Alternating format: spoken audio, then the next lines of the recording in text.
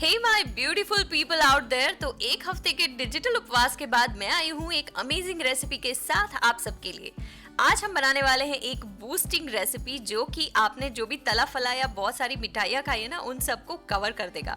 और इसमें ना ही गुड़ ना ही शक्कर का इस्तेमाल किया है मैंने। चलिए देखते हैं इसे कैसे बनाना है। हेलो माय फूडी फ्रेंड्स, मैं हूँ आपकी होस्ट एंड दोस्त मनीषा और आप देख रहे हैं सिंपलीफाई योर कुकिंग। चलिए जल्दी से स्टार्ट करते हैं, सीधा चलते हैं किचन में। Let's get started. तो दिवाली में बहुत सारी मिठाइयाँ खाई होगी और तला फला बहुत सारा खाया होगा। उन सबको कवर अप करने के लिए एक अमेजिंग बूस्टिंग रेसिपी है यहाँ पर। तो यहाँ पर ये जो हम लड्डू बना रहे हैं वो बनना है उड़द की दाल से। उड़द की दाल ये वही है जिसे हम इडली और डोसा के लिए भिगोते हैं। इसे हमें बिल्कुल लो फ्लेम पे रोस्ट करना है। इसे रोस्ट करने में थोड़ा टाइम लगता है, इसीलिए मैंने ये काम अपने बेटे को सौंप दिया है।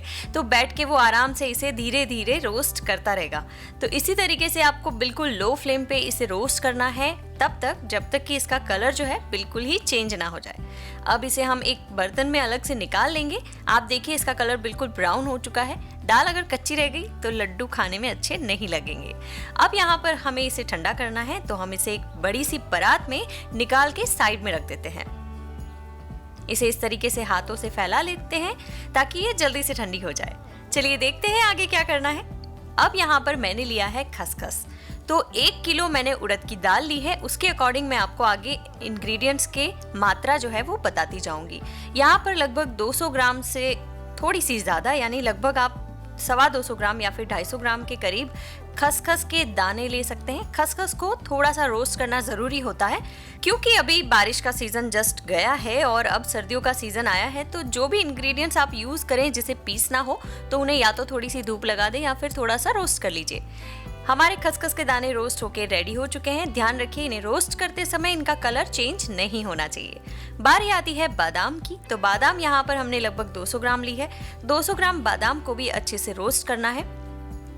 इनका कलर ज़्यादा चेंज नहीं करना है, सिर्फ इतना ही रोस्ट करेंगे जिससे कि इनका मॉइस्चर निकल जाए।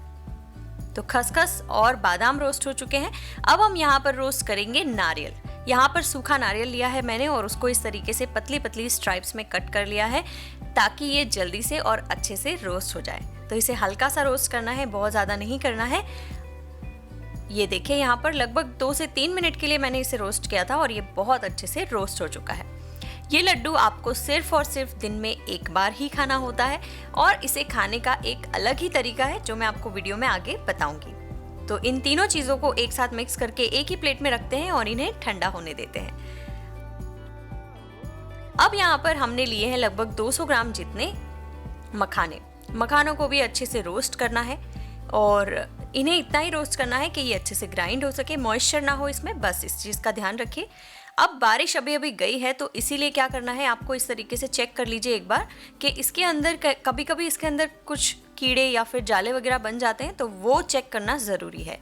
तो मैंने फ्रेश पैकेट खोल के यहाँ पर आपको दिखाया है कि हमारे जो मखाने हैं वो बिल्कुल ही फ्रेश हैं। तो इस तरीके से इसे रोस्ट कर लीजिए और इन्हें भी हम साइड में रख देते हैं ठंडा होने के लिए। अब हमारे पास है दाल और रोस्ट किए हुए नट्स। तो हमें पहले नट्स को ग्राइंड करना है। नट्स को पहले ग्राइंड करने का जो रीज़न है वो मैं आपको आगे बता रही हूँ, ध्यान से सुनिएगा।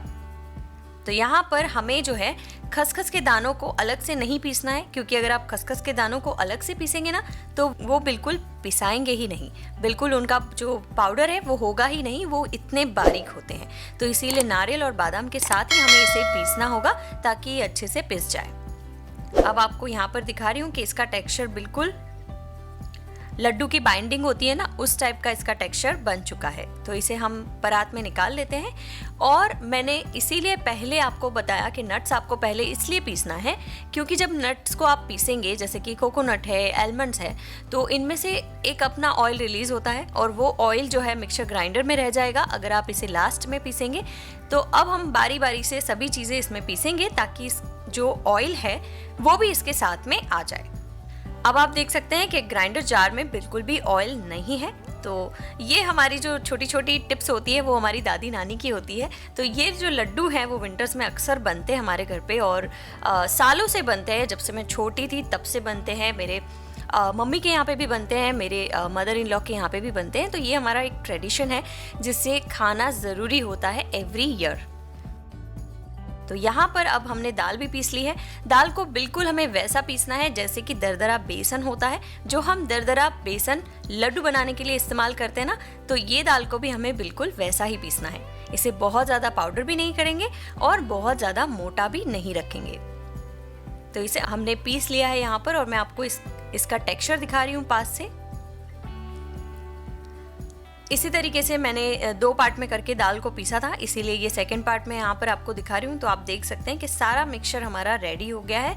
और अब हमें क्या करना है, चलिए देखते हैं। अब हमें कढ़ाई में रखना है थोड़ा सा घी। यहाँ पर लगभग 2 टेबलस्पून जितना घी मैंने लिया है। इसके अंदर हम फ्राई करेंगे खाने वाला गूंद। मार्केट में मिलता है इजीली, तो लगभग 200 ग्राम जितना हम यहाँ पर गूंद जो है वो लेंगे और इसे घी में इस तरीके से फ्राई करेंगे। मैंने घी की मात्रा यहाँ पर कम रखी है क्योंकि फिर वो घी जल जाता है और उसकी स्मेल अच्छी नहीं लगती है, तो इसीलिए हम यहाँ पर घी थोड़ा सा लेंगे। अब हम यहाँ पर चीनी भी इस्तेमाल नहीं कर रहे हैं और गुड़ भी नहीं, तो हम क्या करेंगे, हम यहाँ पर इस्तेमाल करेंगे मिश्री। ये रॉ शुगर होती है या फिर शुगर कैंडी भी आप इसे कह सकते हैं। नॉर्मल शुगर होती है हमारे घर में, रेगुलर शुगर, इससे थोड़ी सी बेनिफिशियल है, यानी या फिर आप ये भी कह सकते हैं कि उतनी ज़्यादा नुकसान ये नहीं करती है, इसीलिए मिश्री का इस्तेमाल करें। तो 1 किलो मैंने दाल ली है, उसके सामने हम लेंगे 1 किलो ही मिश्री। इसे बहुत अच्छे से पीसना है हमें, लेकिन इसे पीसने से पहले हम इसके छोटे छोटे टुकड़े कर देंगे। अगर आप इसे मोटा ही पीस लेंगे तो आपके मिक्सर ग्राइंडर की जो ब्लेड है वो खराब हो सकती है, इसीलिए इसे छोटे छोटे टुकड़ों में कर लें और इसके बाद में इसे पीस लीजिए। आपके पास अगर मिश्री नहीं है तो आप तगार का भी इस्तेमाल कर सकते हैं, या फिर जो बताशे आते हैं मार्केट में रेडीमेड, उन्हें भी पीस के इस्तेमाल कर सकते हैं। अब हमारे पास सभी चीज़ें यहाँ पर रेडी हो चुकी है। हमारे जो गूंद है वो भी हमने फ्राई कर लिया है। एक साइड हमने शुगर रखी है, तो हम पहले इस ड्राई मिक्सचर को बहुत ही अच्छे से मिक्स कर लेते हैं, यानी कि ड्राई फ्रूट के पाउडर को हम दाल के पाउडर के साथ बहुत ही अच्छे से मिला लेते हैं। ये चम्मच से नहीं मिलेगा, इसे हाथों की मदद से बहुत ही अच्छे से मिलाना होगा। तो यहाँ पर है मखाना, ड्राई फ्रूट्स और दाल, तो इन सभी चीज़ों को हमने बहुत अच्छे से मिला लिया है। अब हम इसमें ऐड करेंगे गूंद। तो मैंने सारा ही गूंद एक ही बार में इसमें एक साथ ऐड कर दिया है। गूंद को मिलाते समय आपको एक चीज़ का ध्यान रखना है कि गूंद जो है वो फूल के बड़ा सा बबल बन जाता है, तो इसी तरीके से आपको क्या करना है, हाथों की मदद से गूंद को थोड़ा थोड़ा मैश करते जाना है, ताकि ये जब लड्डू हम बनाएं तो अच्छे से इसके साथ बाइंड हो सके। बस इतनी सी बात है, गूंद को अच्छे से तोड़ते जाइए, मैश करते जाइए। अब एक परात में ये करना बहुत मुश्किल है, इसीलिए हम इसे ट्रांसफ़र कर लेते हैं और आधा आधा हम 2 परात में ले लेते हैं। तो चलिए करते हैं अब आगे की प्रोसेस। अब जिस हिसाब से आपको शुगर बताई गई है, तो हाफ शुगर हम इसमें ऐड करेंगे और हाफ शुगर हम जो दूसरी परात है उसमें ऐड करेंगे और अच्छे से मिला लेंगे। तो ये देखिए, आप इस तरीके से इसे तोड़ रही हूँ गूंद को।